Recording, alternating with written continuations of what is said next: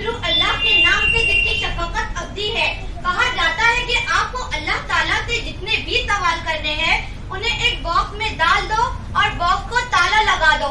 फिर कुरान खोलो और उसे गौर और खौफ से पढ़ो।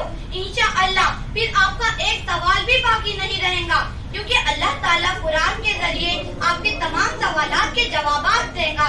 अहले मगरिब की तसानीफ पे दम देते हैं, अहले मगरिब की तसानीफ पे दम देते हैं